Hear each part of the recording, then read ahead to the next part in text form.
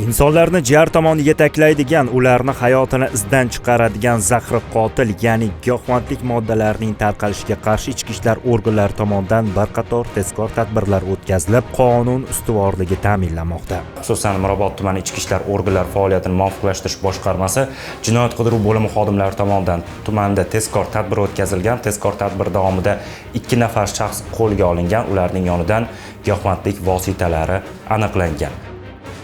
Mirobod tumani ichki ishlar organlari faoliyatini muvofiqlashtirish boshqarmasi xodimlari tomonidan 2 nafar shaxs o'zini shubhali tug'dirganligi sababli ularni ko'zdan kechirilganda yonida giyohvandlik moddasi borligi aniqlandi. Bundan tashqari ular bilan olib borilgan keyingi tezkor qidiruv tadbirlari davomida 2 shaxs Telegram botlari orqali zakladka sifatida Mirobod tumani Banakati 2-tor ko'chasiga 2 joyga zakladka sifatida narkotik moddalar qo'yib ketganligi aniqlandi. Gumonlanuvchilar tomonidan tumanda yashirish yo'li bilan tarqatilgan barcha giyohvandlik vositalari o'rnatilgan tartibda xolislar ishtirokida daliliy ashyo sifatida olingan. Giyohvandlik moddalari qadoqlanib, grammlarga ajratilgan va yashirish uchun tayyor holga keltirilganligini ko'rishingiz mumkin.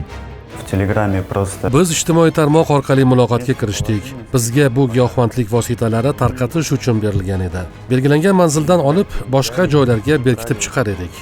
Albatta, bu noqonuniy ish. Qilgan ishimdan pushaymonman. Я очень сожалею, что я так поступил. Они у меня стали спрашивать, а у тебя что-то есть? Я сам сказал. Xodimlar meni to'xtatishganida yonimda giyohvandlik moddalar chiqdi.